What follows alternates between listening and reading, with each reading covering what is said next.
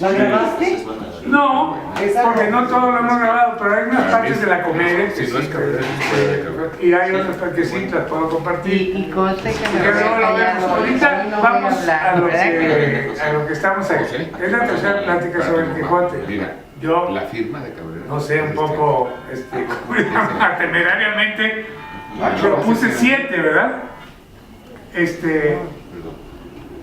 Y porque bueno, es una obra muy vasta y se pueden tener muchas.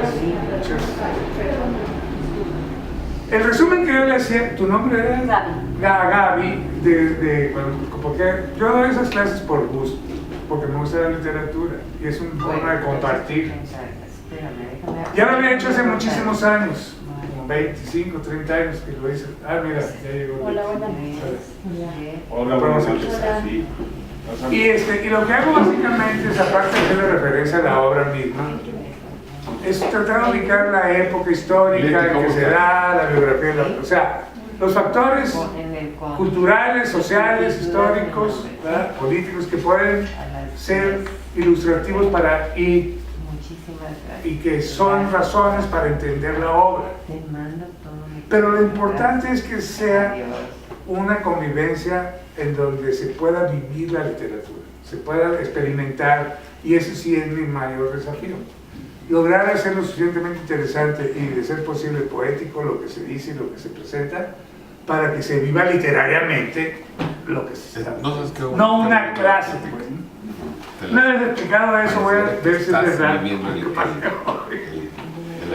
Por ejemplo, ya hemos tenido 2 pláticas sobre el Quijote y ya hemos hecho mucho de estas ubicaciones generales que hablé. Sabemos que estamos en el Renacimiento, haciendo una síntesis.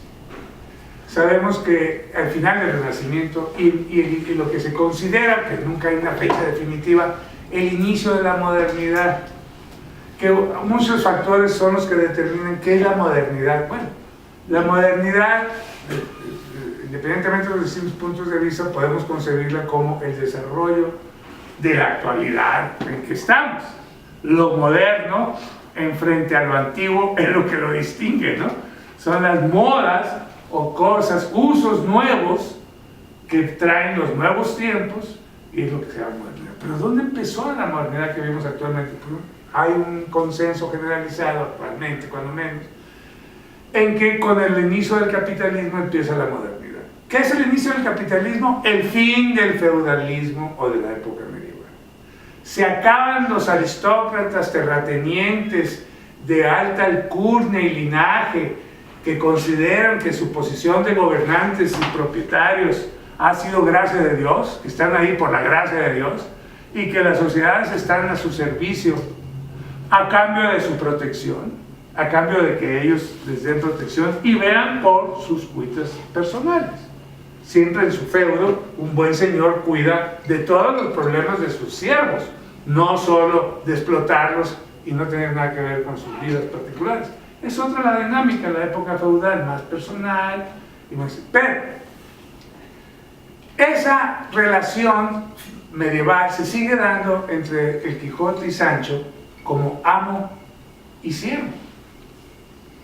Sigue siendo el caballero andante, no solo porque se cree un caballero andante de armadura, época que ya había pasado, época de unos siglos atrás, que se consolidó esa figura con todo lo que fue el movimiento provenzal, la literatura provenzal, el caballero que sirve y honra a su dama con poemas, o va, es el cruzado también, el guerrero en armadura, que va a rescatar Jerusalén encomendándose a la Virgen para que le dé la inspiración, fuerza y protección que necesita, y enfrenta al moro. Es decir, esta obra está situada en la lucha contra los musulmanes. Más actual no puede ser el Quijote. Por eso les recomiendo que lo vuelvan a leer, porque van a comprender muchas cosas que no está enfocado el libro a explicar, sino que puede uno, como lector, sacar de su lectura y la información que uno tiene. ¿Qué pasa? Es la guerra contra el turco. Los turcos entonces, los otomanos, el sultanato otomano, era el que estaba apoderado de lo que actualmente es Turquía todavía, pero era todo el Oriente, Medio Oriente y todo hacia atrás. Ya había, y como los árabes, los musulmanes habían dominado todo ese territorio antes de que los otomanos se hicieron del poder, durante 800 años los árabes dominaron el mundo. Fue el primer imperio mundial, con capital en Bagdad, allá en Irak, ¿verdad? Y en Córdoba, en España, en Andalucía. Eran los dos califatos, ¿verdad? Y habían 100 años empezado de las arenas del desierto, en donde empezó Mahoma con su tribu a concebir, a partir de la lectura de la Biblia, un nuevo mensaje que a él el arcángel en una cueva le dice que él es el nuevo profeta, etc. Son hijos del libro los musulmanes, igual que los cristianos, y no se digan los judíos, que son los autores del libro, ¿verdad? Pero son las tres religiones del libro, los dinis, se decía entonces, ¿verdad? Y el musulmán estuvo de ese desierto, sale Mahoma, luego que muere, el que le sigue inmediatamente se lleva a Damasco, que era la capital de Siria, actualmente pues, pero entonces era la capital, la ciudad, Damasco, en donde, gracias al Imperio Romano que había existido, y a muchas culturas anteriores, se había consolidado una urbe multicultural y muy cosmopolita, y que era realmente el factor o centro de difusión de una cultura universal a través de todo el Mediterráneo. Entonces los árabes, obviamente, que acaban de inventar una religión, que empezaban a surgir, van a Damasco, porque desde ahí se puede, ¿cómo se llama?, divulgar tanto, sirve de plataforma para ellos llevar a cabo su conquista del mundo, como para divulgar la palabra del profeta. Pero a los 100 años hay pleitos entre ellos, entonces unos se van a Córdoba, los derrotados, y los ganadores se van a Bagdad. Siempre ha habido pleito entre los musulmanes. ¿Por quién es el legítimo sucesor del profeta? Pero no vamos a entrar en ese tema ahorita, únicamente es su ubicación, como dijimos. Sin embargo, en tiempos de Quijote, él en lo personal, el autor Cervantes, participó como soldado en la batalla de Lepanto, donde perdió una mano y fue herido en el pecho con 2 arcabuzazos, que estuvo a punto de morir. No hubiera habido Quijote, no murió. Y era España, que entonces era el imperio, el primer imperio europeo. España fue el primero colonial, o sea que tuvo colonias gracias al descubrimiento de América. Antes el único mundo conocido era eso, y uno ve en la redacción del Quijote cómo dice y se expresa, ya sea el Quijote o Sancho, los personajes diciendo, y sería fama en todo el mundo descubierto, o todo el universo mundo que se ha descubierto. Ya eran conscientes que ya el mundo no era como antes, el que Dios había hecho, uno y definitivo, al servicio de los hombres, sino que acababan de descubrir América y fue un impacto tremendo de que el mundo no era como ellos pensaban, que había mucho más mundo y que no conocían. Eso es lo que vimos en las pláticas anteriores. Entonces, con esta breve introducción los ubico en cómo tomamos al Quijote como una obra de literatura, una obra de poesía, ¿verdad? Una creación muy original, pero muy avanzada para la época.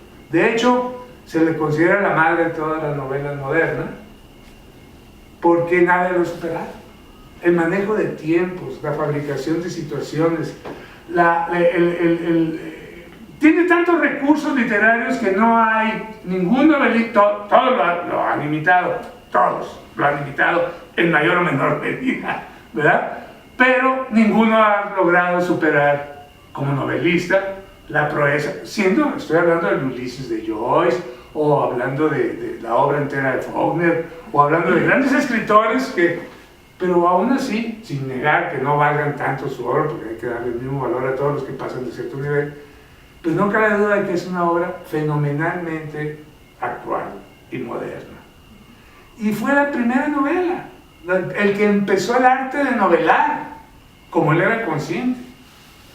El teatro estaba entonces en su apogeo, y era el siglo de oro español que todos sabemos, con Lope de Vega, con Calderón, todos montando obras de teatro, y su contemporáneo fue Shakespeare, que también en el teatro se expresó en Inglaterra. Pero él hizo novela, hizo la primera gran novela. No que no hubiera narraciones en la antigüedad, pero ya con esta conciencia literaria de ser una narración ficticia larga, en donde caben todos los cuentos que te puedas imaginar, porque no solo es el argumento central de qué le pasa a los personajes, sino todos los cuentos que cuentan los personajes que están en esa ficción. Pero sobre todo, más importante, el hecho mismo, la materialidad misma de la novela, que uno no sabe ni quién sea el autor, ni quién sea realmente el personaje, porque no sabemos realmente ni cómo se llamaba, si era Quesada, si era Quijada, si era Quijote, no sabemos realmente del Quijote, ya no se diga de Sancho, ¿verdad?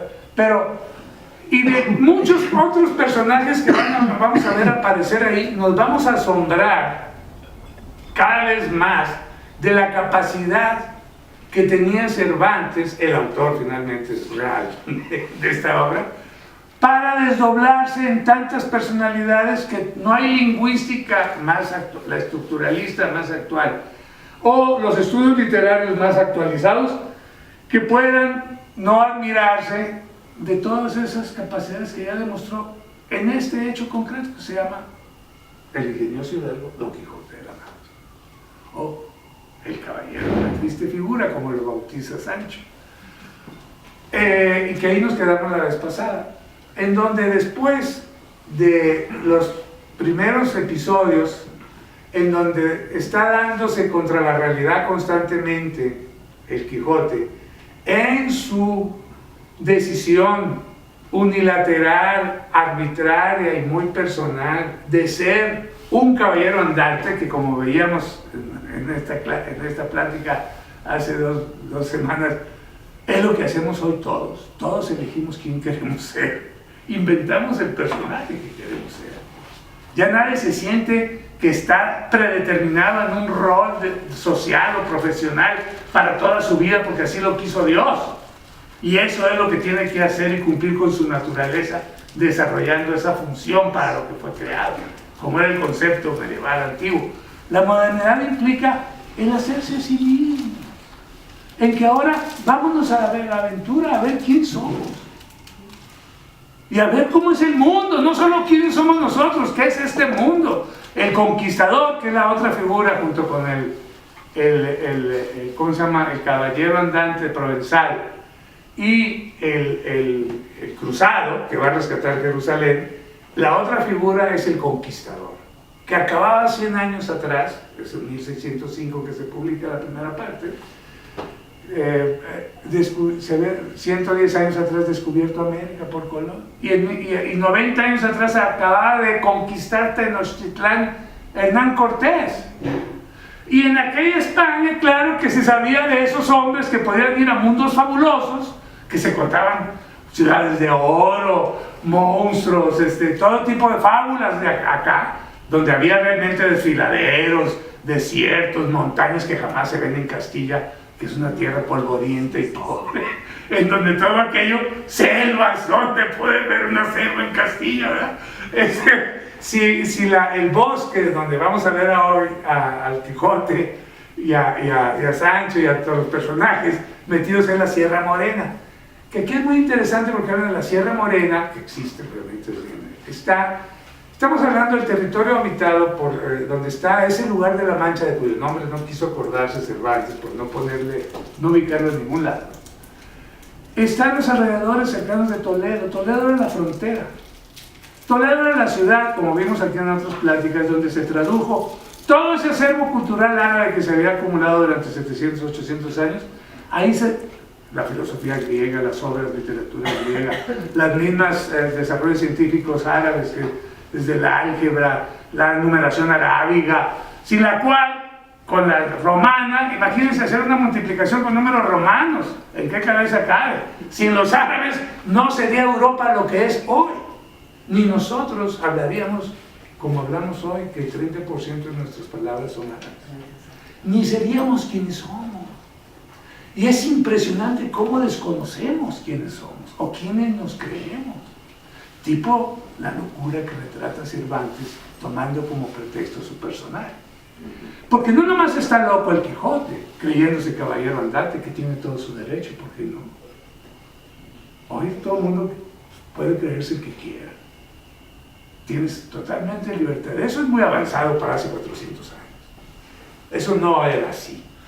Se consideraba una locura. Tú debes de estar más consciente para qué estar, ¿verdad? Pero como la vida es una aventura y todo lo trastocan los espíritus invisibles, como dice el Quijote, que se burlan de nosotros, ¿verdad? Esos magos y sabios que siempre trastocan todo para hacer creer que las cosas no son como él las ve, porque si él ve gigantes son gigantes y no molinos, solo que por la magia de esos espíritus burlescos hacen que parezcan molinos, pero en realidad son gigantes. ¿Y quién te demuestra lo contrario? Ahí es donde está el punto, y ahí en Sierra Morena, en esos bosques con pinares y castaños, lo que tú quieras, pero nunca una selva como la Amazonas, o como acá en México, o lo que sea, es donde se van a desarrollar los episodios de hoy. Pero Toledo, que decía yo, está en la frontera, y no sé si se acuerdan, en Toledo ahí se hacía un centro de traducción, y ahí trabajaban ingleses, franceses, gente intelectual de todas partes de París, sobre todo en la Universidad de París había muchos sabios ahí, y españoles, traduciendo desde el siglo XI, XII y XIII, ¿no? Traduciendo toda esa sabiduría y haciendo al acervo que iba a ser la cultura europea. El Dante mismo en 1300 publica su comedia, y lo tiene presente, tanto la presencia musulmana como el hecho mismo de que están formándose Europa, porque en la comedia vemos eso, que todos está Florencia, está Siena, está Venecia, Pisa, pero son ciudades-estados, no existe Italia entonces todavía, no existe Alemania, son reinos y principados, no existe España, no existe Inglaterra, existe la ex Imperio Romano, regiones, provincias del Imperio Romano, Hispania, Germania, la Galia, que sería Francia, Britania, ¿verdad? Donde hay muchos señoríos y reyes en pleito. Entonces, la ideal de Dante era que hubiera un emperador que pusiera orden en este mundo material y un líder espiritual, que no lo había el Papa, que debiera existir, que no existía, ¿verdad? Y en su obra lo denuncia. Muy bien, pero si eso pasaba 300 años antes de la publicación del Quijote, cuando Dante escribió su obra, también estaban estos hombres inventando el lenguaje moderno. El Dante escribió por primera vez una obra mayúscula en italiano. Su poema está escrito en italiano, que es la base del italiano. Empezó a existir el italiano a partir del uso del lenguaje vulgar que se hablaba en Italia, en Florencia concretamente, y alrededor de Toscana, en la Toscana, en toda la región de la Toscana. Pero igual Cervantes estaba hablando un castellano que se hablaba en Castilla.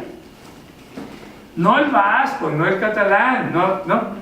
Y por eso terminó siendo el español el castellano. Porque la reina de Castilla con el rey de Aragón se matrimonian y hacen el imperio español. Isabel, Fernando, ¿sí? Y con el descubrimiento de América, pues vino una afluencia de plata hacia Europa, de que vivieron de esa lana el imperio en sus luchas contra los protestantes, que Lutero acababa de empezar, que cada quien puede interpretar la palabra de Dios como él quiere en el individual. Herejía, ¿cómo? Ahora hasta la palabra de Dios está en duda. No está en duda, está sujeta a interpretación, igual que el mundo. Ya la Tierra da vuelta alrededor del Sol, no el Sol alrededor de la Tierra. Ya estaban en otro lugar esas conciencias. Es un poco el resumen de todo lo que hemos visto, pero quiero enfocar por los seres que vienen a este punto. En Toledo era la frontera. Hay un famoso verso que dice: "Lo vi la vaquera de la... No vi", como dice, no sé qué más fermosa que la vaquera de la Finojosa. Nunca vi una vaquera más hermosa que la vaquera de la Finojosa. En la frontera, era la frontera, si estás con los musulmanes, si estás viviendo en Córdoba o en Sevilla, pues obviamente era Toledo hacia el norte. Ahí empezaban las provincias cristianas. Pero también al revés, para los cristianos en Toledo acababan los reinos cristianos y empezaba Andalucía. Por eso el Quijote se refiere a la Andalucía, era todo el sur de la península. No necesariamente lo que es actualmente, sino todavía más mayor amplitud. Y Aragón y Castilla, pues eran los dos reinos que se desarrolla las andanzas del Quijote, hasta Barcelona, de Cataluña. Ven, aquí estamos en un momento de la narración en donde el Quijote y Sancho, después de haberse encontrado con unas luces que vieron en la oscuridad de la noche flotar en el aire que se aproximaban, y que realmente hasta nosotros yo creo que nos, de alguna manera te traía la curiosidad de saber, bueno, ¿y qué es eso? Llamas flotando por el camino en la oscuridad. Bueno, era una procesión de unos curas que llevaban a enterrar a un muerto, que venían arrastrando con los cirios en las manos, ¿verdad? Se veían como estrellas en la noche caminando, decían eso, ¿no? O columnas caminando en la noche. Y ahí tienen una aventura con ellos en donde se enfrentan para rescatar a quien él cree que llevan secuestrado, que no es, nunca te digo que no es muerto el Quijote, tiene su propia versión de los hechos como sabemos que se comporta, ¿verdad? Y arremete contra los curas y a uno lo tira, le cierra una pierna, porque como hemos visto el Quijote sí está loco, agrede, lastima, tira a matar, o sea, le tira el lanzazo a atravesarlo. No es un personaje simpático que para hacernos reír. Cuidado, si te ataca porque ataca a matar. Entonces, un loco que enfurece de repente en su locura es verdaderamente, sí es un insano. No todo el tiempo, como todo el mundo nota, solo cuando se cree caballero andante o algo, que le tocas el tema de la caballería, es cuando enloquece y empieza a discursear todas esas. Pero si hablas de otros temas, se echan unos discursos muy profundos, muy bien articulados y de mucha enjundia y sabiduría.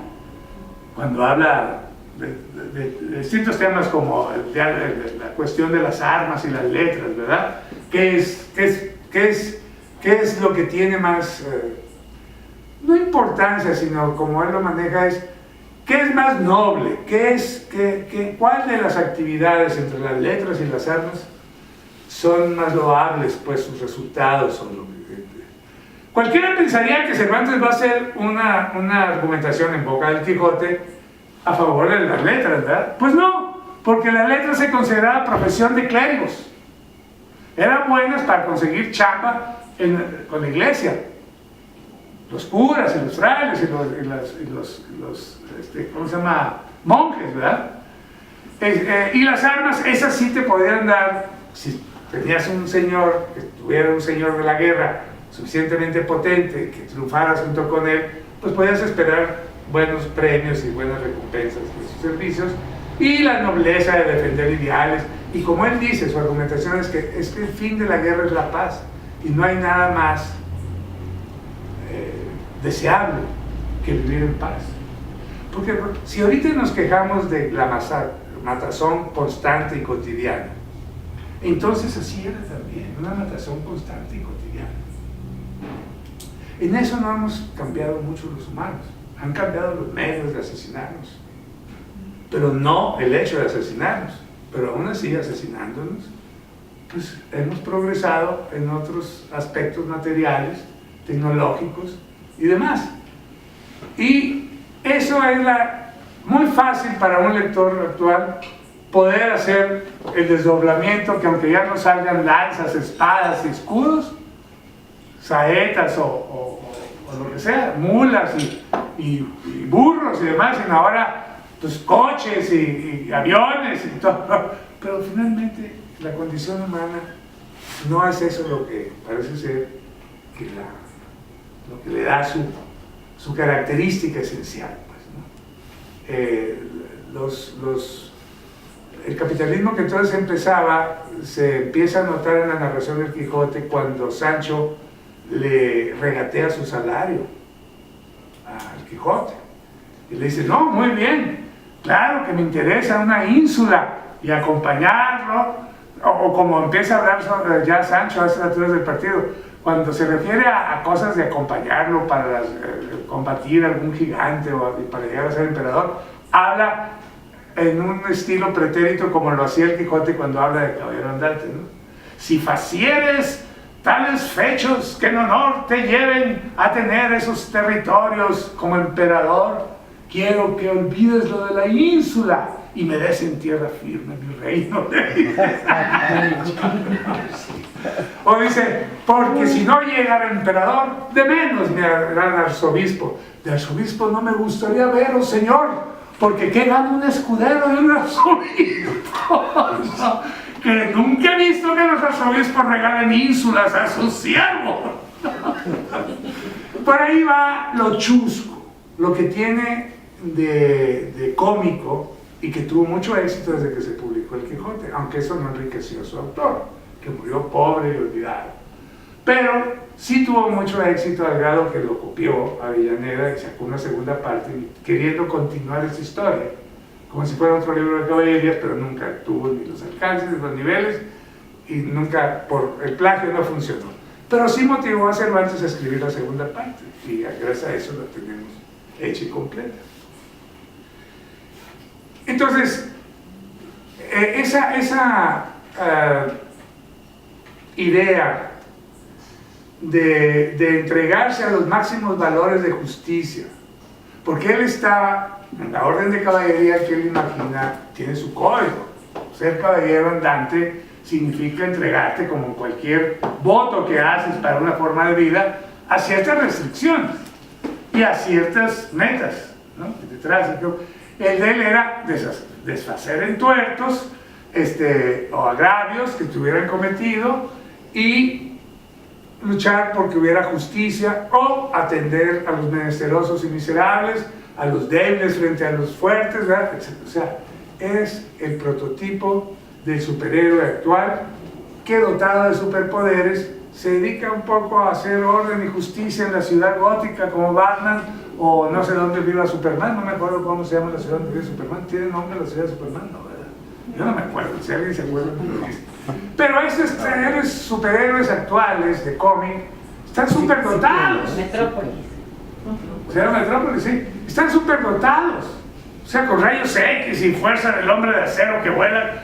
Pues así que no, digo, pero cuando eres un hombre de 50 y tantos años, debilucho, flaco, enjuto, que nada más te alimentan tus sueños y que sales con la conquista del mundo por los campos de Montiel, pensando en lo que escribirá ese sabio, desconocido para él todavía, que atenderá a escribir sus hazañas. ¿Qué dirá? Ah, dirán que salió Don Quijote